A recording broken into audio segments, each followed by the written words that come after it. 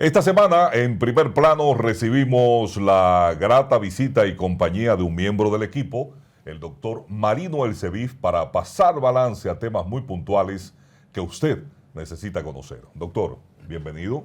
Como siempre.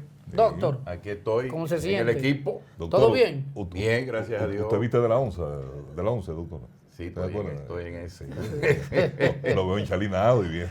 Estoy como los PRDistas del 78. Sí, Lo único que me falta. le falta la... Buena memoria de don Antonio, que en paz descanse, un hombre tan bueno y tan serio. Sí, señor. Doctor, ¿cómo ha estado el ambiente judicial, los tribunales?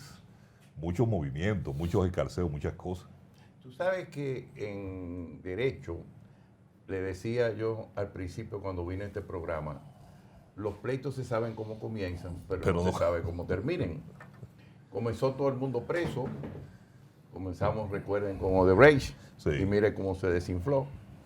Estamos ahora en una fase de condenación de un individuo, de una persona, que es, por ejemplo, Ángel Rondón, que lo condenan sin tener a quien él le dio el dinero Sí, eso está, como está terrible. prebenda. Y al ingeniero Víctor Díaz lo condenan por un tipo legal propuesto diferente a ninguno de los que fueron originalmente sometidos, es decir, por enriquecimiento ilícito. O sea, todo un desplome propio de la acusación que se le hizo de manera, diríamos, muy publicitada. Rondón dice que él es un condenado mediático. Es correcto, yo pienso que sí.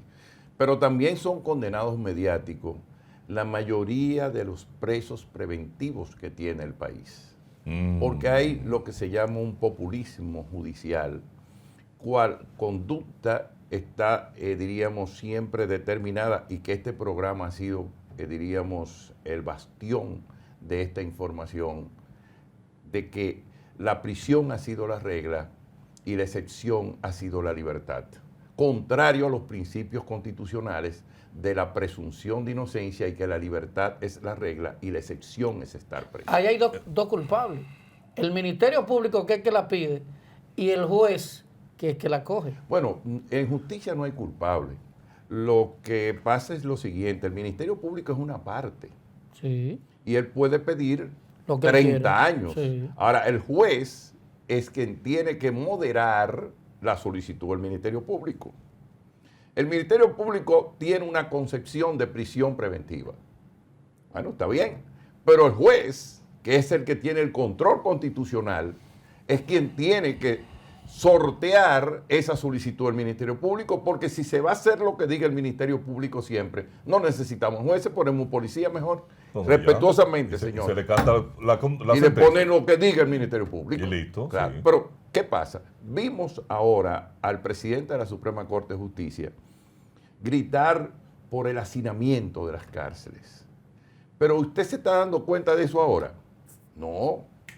Eso existe hace muchos años y tenemos casi más de 28,000 presos preventivos, o mejor dicho, 28,000 presos, Sí, exacto. de los cuales alrededor del 90% son presos preventivos. 90%. Sí, sí. doctor. Esas cifras que están ahí no son... Dicen, dignas. están Hablan hablando 80. de 60, 70. No. Eso anda por el 90%. Entre enfermos... Pero eso es inconcebible. Bueno, porque el sistema, yo le dije a ustedes, vuelvo a repetirlo aquí frente a la teleaudiencia. Nosotros cambiamos el viejo código de instrucción criminal, ese anciano código, el anciano código francés, diciendo que no servía.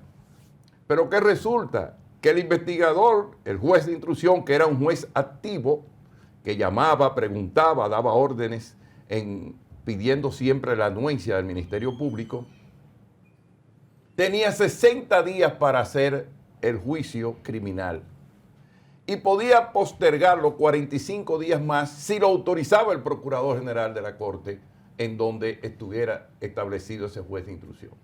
Pero ¿qué pasa?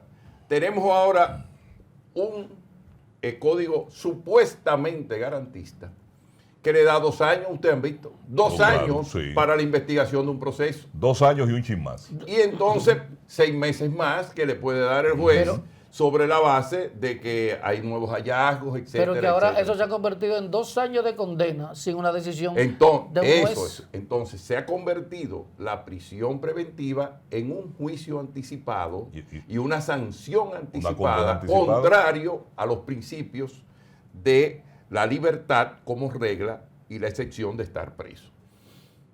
Nosotros lo notamos mucho con los casos que son muy grandilocuentes, sobre todo el tema de la persecución de la corrupción conforme al artículo 146 de nuestra Constitución y demás leyes adjetivas.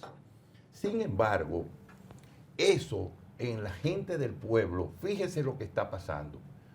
Usted no se ha dado cuenta que hemos llegado a la locura y al hartazgo, yo diría, de que ahora ya nos hemos convertido en que ya esos presos preventivos tienen que buscarle ahora que voten en las elecciones.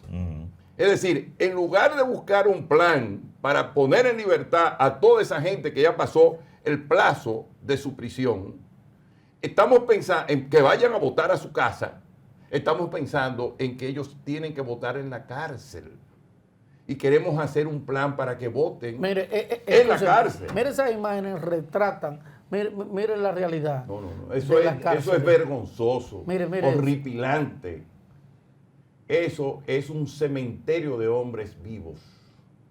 ¿Cómo se regenera un ciudadano De ese grupo, que entonces, haya cometido un error, que haya violado la ley, que haya cometido un delito? Claro. Se supone que una pena es para que tú pases un tiempo purgando por lo que hiciste. ¿Usted cree que eso es la victoria? ¿Eso es la derrota? Sí, el que sale ahí. El que sale de ahí sale derrotado. Mire. Entonces, ¿cómo se regenera un individuo, un ciudadano así? Eso es un abuso. De eso la mayoría no han sido procesados. El 90% de esa gente. Y más de un 30% son gente enferma. Doctor, hablamos que el sistema tiene problemas. Hablamos de que hay una parte de esa responsabilidad del Ministerio Público. La prisión es la regla, la libertad es la excepción. Correcto. Hablamos de jueces que son muy benévolos ante la petición. No, jueces obedientes al Ministerio Público. Que no tienen discrecionalidad y hacen para quedar, hacen de juez. No, para quedar bien con la prensa también. Sí, pero se le olvida la facultad de juzgadores. Bueno, lo que pasa, yo te voy a decir algo que me dijo una vez un gran amigo de mi papá, bueno, un abogado que se formó en la oficina de mi papá, el doctor Julio Ibarra Río. Un día yo, comenzando a ejercer la profesión, voy y le digo, mírate, Julito, tú sabes que eso es un abuso, eso no hay indicios graves, serios y concordantes. Y me dice, mira, Marinito, tú empezaste a ejercer la profesión ahora, fiscal que tranca, abogado que cobra. Y me echó. Exacto. Date quieto. Yo te vine a hacer, así que mira, deja eso. Tranquilo. Está bien, tío Julito, no hay problema. Mire, doctor, en medio entonces de todo esto, ¿cuál es el papel del juez de la ejecución de la pena? Bueno, ya esa es otra etapa. Esos son para los condenados. El juez de la ejecución de la pena no puede intervenir en los presos preventivos. Se trata de que el juez control es el juez de instrucción apoderado del proceso que tiene o un proceso preliminar o que ya está conociendo el fondo y que no ha llegado a esa etapa final de una condenación o que existe una condenación en primer grado y faltan otros grados superiores como la Corte de Apelación o el control jurisdiccional que tiene la Suprema Corte de Justicia si se aplicó bien o mal la ley. Ahora, ¿qué resulta? El juez de la ejecución de la pena, su papel es, frente a una persona condenada, establecer si ya tiene la mitad del tiempo, si dentro de esa cárcel inmunda que usted vio ahí, esa gente tiene una buena conducta, que por lo regular el director de esa cárcel le dice que sí, y eso se consigue con dinero, porque aquí no somos ningunos suecos, que hizo muchísimos cursos que se inventan ahí adentro, sí, que tienen una Biblia de este tamaño, mientras más criminales tienen una Biblia más grande, sí, por el desorden y la desvergüenza con que se manejan esos conceptos. Y sobre todo, que las cárceles no tienen talleres, no tienen escuela porque no tienen presupuesto. Por eso es que Miriam Germán en algún momento ha dicho, la magistrada Miriam Germán, escúchame, la digna Procuradora General de la República, dice, óyeme, yo quiero que esas cárceles se vayan de aquí. ¿Para qué? Para que haya la regulación administrativa por parte de otro tipo de personal y ella ocuparse de los procesos dentro del ejercicio de su función. Y eso también tiene un valor extraordinario. Lo que pasa es que para eso se necesita presupuesto. Pero o privatizar el sistema como en Estados Unidos. No, pero vamos por parte. Ahí tenemos la cárcel de Las Parras. ¿Qué vamos a hacer con esa edificación? 6,000 y pico de millones de pesos. Sí, ahí cabe muchísima gente. ¿Por qué en estos 3 años no ha habido un equipo de personas del CODIA, o sea, ingenieros, que le digan a la Procuraduría, mire, ¿qué es lo que usted quiere? Nosotros queremos organizar esto con talleres, etcétera, seguridad. Mire, esto se puede hacer así, cuesta tanto. Se le dice a la Procuradora, se lleva, están los presupuestos. Y como Miriam no es ingeniera, la magistrada Miriam Germán no es ingeniera, ni creo que le interese 10 pesos para manejar eso, como hizo con el tema de la comida, le va a decir, mire, hágalo quien lo quiera hacer y termíneme la cárcel. ¿Por qué? Por lo que se necesita es un servicio. Y estos hacinados que tú tienes ahí, tienes que buscar la forma de llevarlo a un lugar donde puedan ser reeducados, porque el fin de la cárcel no es que se mueran allá adentro. No es que la gente vayan y la maten allá adentro, le den cuantas puñaladas puede ser. Y no es que la cárcel sea un centro para ir a robar, para llamar por teléfono y robarte en la casa, para robarte la tarjeta de crédito, para amenazarte, para chantajear, para traficar droga, para robar en los lugares cuando cogen, por ejemplo, los periódicos y van y te compran y para hacer a través de terceros. Operaciones de asesinato que sacan gente de adentro. Y déjeme añadirle. Y atraco y matar gente. Y déjeme añadirle otro a la lista, ¿verdad? Ni para que funcionarios carcelarios ni penitenciarios se hagan millonarios y ricos. De la noche a la mañana, como denunció muy responsablemente mi querido hermano Roberto Santa Ana. Y no le hicieron caso. Entonces, ¿qué es lo que está pasando? Hay un nudo gordiano entre el manejo de las cárceles y el sistema penal que tenemos. ¿Por qué tenemos este sistema? Vuelvo a decirlo aquí en este programa. Perdimos el recurso de habeas corpus.